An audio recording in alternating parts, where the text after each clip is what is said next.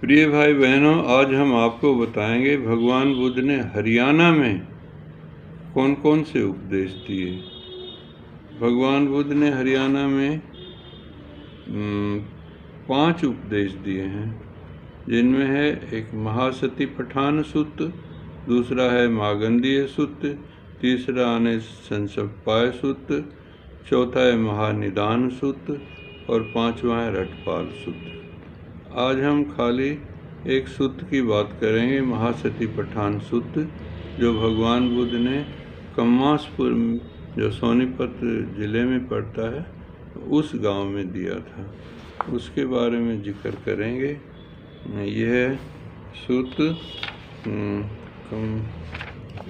महासती पठान सुत्त के नाम से जाना जाता है। इसमें भगवान ने कहा था कि कैसे हम अपने मन को स्थिर करके और जीवन को सुखी बनाते हैं। तो इन्होंने बताया कि 4 तरीके से हम अपने मन को स्थिर करके शुद्ध रख सकते हैं।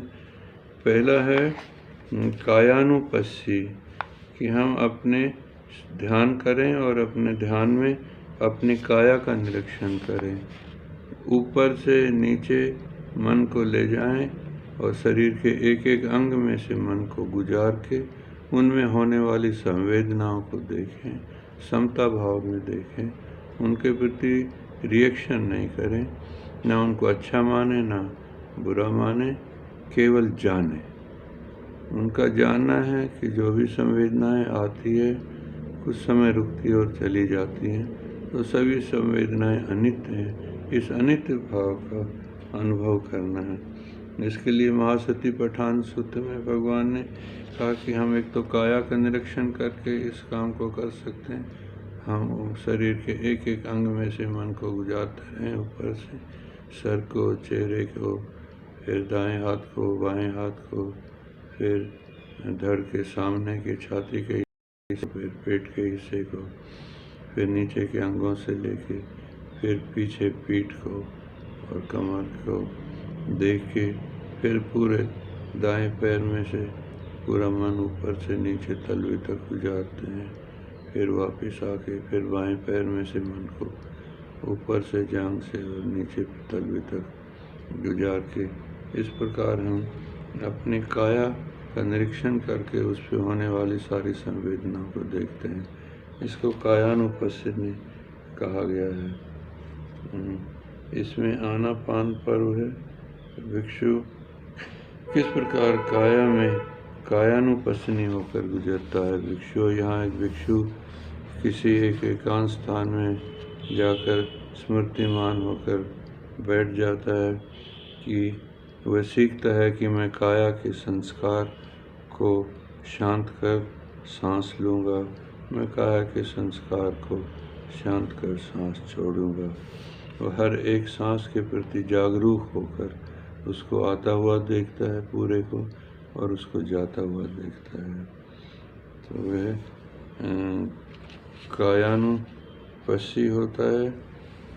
फिर वह चलता हुआ भली प्रकार जानता कि मैं चल रहा हूँ, ठहर रहा हूँ, बैठ रहा हूँ, अपने लेटा हुआ हूँ, और उसकी प्रकार उसकी काया जैसे अव्यवस्थित है या स्थिर है, इसी प्रकार वह कायानुपस्सी होकर फिर भिक्षु वो आगे बढ़ता है, पीछे हटता है, संप्रज्ञानी होता है, देखता है कि आगे पीछे हट रहा है, घूम रहा है, सिकुड़ रहा है, पसर रहा है, खा रहा है, पी रहा है, चल रहा है, हर एक गति शरीर की पर वो ध्यान रखता है। और वह इस प्रकार अपनी काया के प्रति अपनी सजगता बढ़ाता है और उस सजगता के साथ वह विहार करता है। फिर कायानुपस्थिति प्रतिकूल मन शिकार पर्व है। फिर भिक्षु इसी काया को वो पाँव के तलवे से ऊपर की ओर, केस वाले सिर से नीचे की ओर, त्वचा पर्यंत नाना प्रकार की गंदगियों से भरा हुआ जाना विवेचन करता है कि इस काया में केस है, लोम है, नख है, दांत है, त्वचा है, मांस है, नस है, हड्डी है, मज्जा है, गुर्दा है, हृदय है, कृत है, फुफ्फुस है, पीप है, फेफड़े हैं, आँत है, अंतड़ियाँ हैं, पाखाना है, पित्त है, कफ है, पीप है, लहू है, पसीना है, चर्बी है, आंसू है, वसा है, लार है, नाक सी रीढ़ है, जोड़ों में चिकना होने वाला पदार्थ है, मूत्र है। जैसे भिक्षुओं दोनों खुले मुँह वाली बोरियां चावल, मूंग, तिल आदि नाना प्रकार के अनाज से भरी हो, उन्हें खोलकर आँख वाला पुरुष देखे, ये चावल है, गेहूँ है, मूंग है, ये तिल हैं, ये तंदुल है। भिक्षु इसी काया को पांव से तलवे से ऊपर की ओर, केश वाले सर से नीचे की ओर, त्वचा पर नाना प्रकार की गंदगियों से भरे हुए जान की विवेचना करता है कि इस काया में केश, लोम, मूत्र ही है। इस प्रकार की और काया में विहार करता है, अथवा बाहर की ओर काया के कायानुपस्नी होकर विहार करता है, अथवा भीतर बाहर सर्वत्र काया का निरीक्षण करता है, और ये एक स्मृति बनाता है, सच्चाई को जान जाता है और इस स्थाई में प्रस्थापित हो जाता है कि ये समुदय धर्मानुपस्नी होकर काया में विहार कर रहा है, कि ये काया है। जब वह इस मात्र ज्ञान, मात्र दर्शन बना रहता, तब तक अनाश्रित होकर विहरता है और लोक में कुछ भी ग्रहण नहीं करता।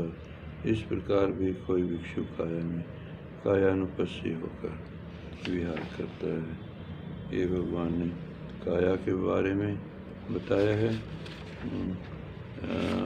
ये कमासपुर हरियाणा में उपदेश भगवान ने महासती पठान सूत्र में दिया है।